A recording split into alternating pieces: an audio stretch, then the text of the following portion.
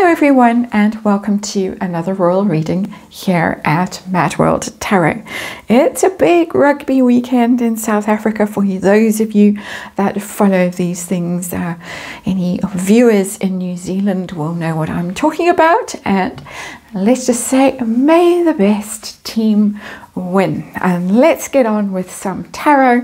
I have the Crow Tarot on the tarot table today, and that's because we're looking at some chatter that a sharp-eared listener on one of the social media platforms that discusses the Parkles, they were watching GB News, casually watching, not really paying much attention, and then they heard something from Stephen Dixon, and this little tidbit hasn't really spread away from that social media platform. It's Lipstick Alley for those of you that read over there, that follow over there. But they heard Stephen Dixon, this person heard Stephen Dixon talking about the reunion when the press were really trying to push this narrative that, oh well, Harry had come all the way over to the UK to attend his uncle's funeral, and William was there, and you know, surely it's time for reconciliation and forgiveness and all that stuff. And Stephen Dixon muttered to himself that no, he didn't think that reconciliation was at all possible. And he went on to say, there are things I've been made aware of that have been said that haven't made the press, which are unforgivable. And his co-host, his co-presenter said, you mean from Harry? And he sort of muttered to himself, and Meghan. And he said, things that you just can't move past from. And then they went on to talk about trust and how all trust was lost. But it was this comment that things had been said that haven't reached our ears, that haven't been put out by the press, that even the press don't know about, that are so bad, so unforgivable, that there is no possibility of reconciliation ever, basically. So I'm going to dig around here, and things seemingly that were said more by Meghan than Harry. I'm going to dig around with the Crow Tarot now and have a little look at this story, because it's always seemed that there was something else lurking beneath the surface of this animosity, this iciness between the two couples. What happened? What went down? That the households were split so abruptly and the Parkles were moved away so quickly. And some of the contenders that people were discussing on that particular platform and that I can remember and I've been thinking about were things that Lady Steve said, for instance. I think she was the first one to talk about just one plane crash away. An appalling thing to wish on your brother-in-law, sister-in-law, their 3 young children. If it did indeed come from Meghan, as allegedly it did, then there's the Rose saga that rumbles on and on and on. There's some pretty filthy claims that go around on social media about certain preferences that Prince William has, shall we just say, keeping it clean for the algorithm. Very ugly rumours that are put out periodically, and they go round and round and round and round. And then there's the other speculation that Madame might have tried to insinuate herself into a situation, or set up a situation with Prince, compromising situation with Prince William. There's a lot of speculation that something like that, she might have tried something like that to put him into such a compromising situation that, and this is rumor, I'm not saying at all that this is fact, this is speculation, that it might have ended the marriage of the then Cambridges and allowed Madame to sort of leapfrog over her main rival, Catherine, and become queen of all the world and all she surveyed. That's a rumour. And let's remind you that this is just tarot, and this is just rumour and gossip, and this is just done for fun and entertainment, and this is my opinion that I express here and my speculation, and I just read energy. And of course there is a disclaimer in the box below. Sordid little thing that I'm reading on, but it was very interesting that it was expressed as kind of a throwaway, almost a thought that he expressed out loud without even realizing, Stephen Dixon, that he was saying this out loud, and he knows something's been shared with him that makes it impossible for William and Catherine ever to forgive whoever said it. So I'm going to ask the context of it. Was it said directly face to face? Who said it and to whom was it directed? And then I want to know what was said and what was said. And then William and Catherine's feelings, and is it completely the end of the entire situation as a result of whatever was expressed? So here we go. Crow Tarot on the tarot table, and see what the cards want to tell us. There are sometimes things that people say that make you change your opinion of them forever. We got the Star card. The Star is about hope and healing and faith and purpose and sort of divine guidance and all lovely things.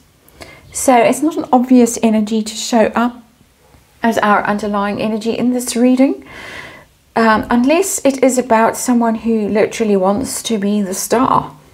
Of course, this little throwaway comment was made in the context of this reconciliation narrative that for a while was being pushed out until it was very clear that Prince William was having none of it. He clapped back pretty quickly. And of course, the British public have expressed their opinions, and then it was all no. It changed quite dramatically. So it could be that. It could be that we're just dealing with that as a context of healing and hope and faith and all that lovely stuff that this card generally does represent. We'll see. Situation. That's the underlying energy. Of course, this is the situation. And this is the Nine of Wands. And this is guard up. Boundaries.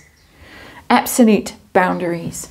And whatever was said, allegedly, one of those, first one of those today, I think, whatever was said obviously made them put up boundaries that possibly, and we don't know this for sure, that this was the reason, but possibly had something to do with the separation of the two households, the moving the Parkles out of Kensington Palace and away, far, far away to Windsor, to Frogmore Cottage, the separating the Royal Foundation and all of that kind of a stuff. But those are boundaries. That's after that you're always on your guard. You're watching your back. You can never relax. You can never let your guard down. You can never trust anyone ever again as a result of whatever this thing was that we are trying to figure out through the agency of tarot. So let's look at the context of it, just generally whatever context of what was said. And we got the King of Swords. King of Swords, the first thing that comes to mind actually is Prince Philip, oddly, and I haven't thought about him in a tarot in these tarot readings for a long time. His energy hasn't really shown in these readings recently at all, but that is Prince Philip's energy, the King of Swords. He of course was the one who seemingly was most strident in his dislike of Meghan Markle, his suspicion of her, his warnings to Harry. She got her own back when he was dying, and she wore the Wallace Simpson dress, the bird poo dress, on Oprah, and it became very clear that she started dressing like Wallace to wind the royals up at some stage. Allegedly, there's another one. Is someone going to keep track? So his energy is in there somehow. So it tells me that we're going back to early days of her appearance in the royal family, or situations around Prince Philip, his illness, his death, his funeral, things like that. That's interesting. There was, of course, the wreath that kind of had a price tag on it and made in Montecito. Not quite, but it was very much an announcement during the funeral that, you know, here was the wreath kindly sent by the Duchess of Sussex. So that was quite a dig. That was quite wounding. So okay, we'll take it. We'll take that energy. That's what universe wants to show us. A King of Swords is showing up. Was it direct, or was it through social media, through something like the wreath being sent? Let's see, face to face, or through agencies. I've got the High Priestess. That's not direct. That's coming through almost, I'm getting hypnosis, trance. It's that kind of energy that the High Priestess has. It's secret, it's hush-hush, but it's interesting because it's got the veil, the bridal veil. It looks like it's in the context of the wedding. Because of that, because we know Prince Philip was so opposed to that wedding. He made the huge effort to go to the wedding. I think he just had hip surgery or something like, well, that's what they told us, but of course it could have been anything. They weren't that up front with their surgeries and their health situations, still aren't, but that's their right. So I'm getting wedding here, I'm getting around the wedding. And it's almost like it's a threat aimed at Prince Philip around the wedding. That's a strange energy that's coming through for me. I thought it would have been towards William and Catherine. I'm going to ask. I'm very much going to ask who said it and to whom here in this next column. But this is giving me a context, a scenario that I wasn't expecting at all. So let's see, who said it, allegedly? Who did it come from? I've got the Six of Wands. That's a fire sign. That's someone who's very arrogant. You could say narcissistic. It's got the sun there. I think it's pretty clear that in this context of tarot and just reading energy and me just speculating, that it probably was coming from Meghan, as Stephen Dixon himself said. You mean from Harry? And no, Meghan, he said. So I've got confirmation of that in an energy sense. With that Six of Wands, it's kind of gloating. That something gloating was said from a position of victory. I have won. You might have tried to stop me, but I have used my tricks and my whatever's I've got as a High Priestess here, and I have won a signal victory over you. You whatever old man. You can imagine if Harry told the Queen to suck it up, you can imagine what Meghan might have been able to say to Prince Philip, and I am of course speculating.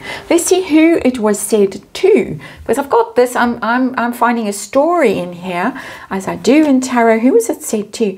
Again, I'm getting air sign energy, Ace of Swords. I'm not getting William and Catherine in here. I'm getting that this had to do, and I'm feeling tremendously upset as I say this, and I'm having a great day. Absolutely. So this isn't my personal upset.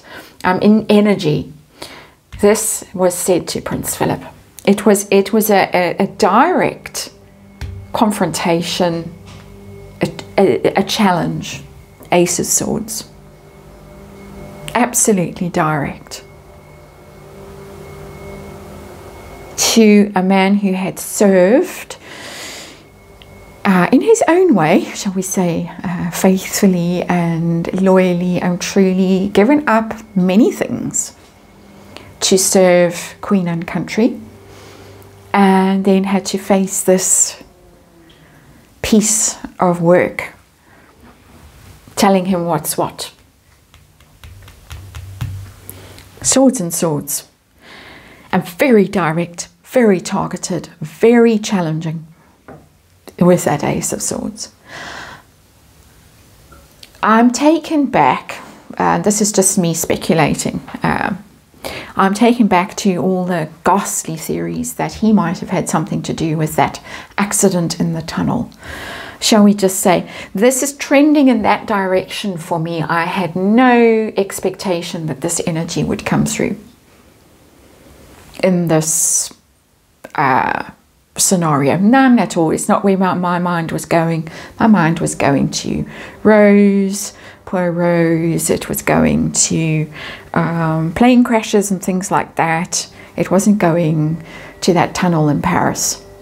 And there were rumours that there were conversations with Mohammed Al-Fayed in Switzerland before he died and stuff like that. There were all those rumours a few years ago that allegedly Harry went and had a chat with him. And some of that was supposedly going into the book. The book that half had to be chopped out of it because it was so wild and so accusatory and so unfounded and so defamatory that the lawyers at Penguin Random House said you can't print that. And I'm tending into wild territory here in this reading. And so I have to remind you, I'm just reading energy, and this is all speculation, and this is where the cards are taking me. And of course there is a disclaimer in the box below, and please do your own research and form your own opinions about what might have been said that was so shocking and so atrocious that it was unforgivable. So let's see. I'm so astonished now. I've forgotten where I'm heading now. The what and the what. That's right. 2 cards for what. And we already got quite an idea over here, but let's see. Let's read them together. Hanged Man and the 6 of Pentacles. And the Hanged Man is about victimhood, somebody who's sacrificed, somebody who is hung out to dry, somebody who's powerless. And the 6 of Pentacles is a give and take card, but it can be settling scores, it can be getting even, it can be that kind of vibe with that 6 of Pentacles. So I think I've said enough about those cards in this context of this reading, because I'm starting to feel really uncomfortable with the energy that I'm in. So I'm going to move on to how it affected William and Catherine, whatever was said. Because when I started thinking about this reading, I thought it was aimed at them very directly. But how did they take this? What impact did it have on them? And we have the 5 of Pentacles, which is one of the cards that doesn't really convey its full horror in this tarot deck. Because the 5 of Pentacles is the banishment card, the outcast card. In here, the 2 crows on the ground are sort of out of the comfort and safety of the tree, the shelter in the storm. They're out in the rain and the storm. It's banishment. It's separation. It's you're out. And it brings us back to this. Drawbridge up, load more sharks in the moat, just a whole lot more sharks in the moat, and don't come near us ever again. And so banishment, you have to go, you have to go. And chances of forgiveness, because we have the star underlying here, of course. The star, of course, can mean the afterlife. Somebody who has passed over and can't defend themselves, somebody who might be looking down on the situation and coming through energetically. So chances of forgiveness of whatever this was. I've got the King of Wands. That would be Prince William. That would be Prince William as king. And I don't get a forgiveness energy in here. I get power. Huge power. That's when he steps into his power. And he really takes full authority. He has full authority for whatever it is that he wants to do. It's not threatening energy. It's just power. That he's coming through as all-conquering, but also the force that he's already coming through as. I've just read on him, and his energy was very exciting energy, very vibrant. It's like a new lease of life that's coming through him, and it's like all of this gets swept away as if he just doesn't care anymore. Who cares? It's gone. He's on his path, which is the star, and sweep it away, which is the only way to truly heal from something like this. It's a very powerful energy technique if you're struggling with a situation that's really difficult to get over. Erasing it, literally. That's what's coming through here. And this reading has really turned out quite differently to how I expected it to. So I must remind you, it's just my opinion. It's just speculation. But that's the story that came through. There could, of course, be other stories. But that's the one that today, for whatever reason, pointing at the star, needed to come to our attention. So there you have it. Thank you for watching. I'll see you on the next one.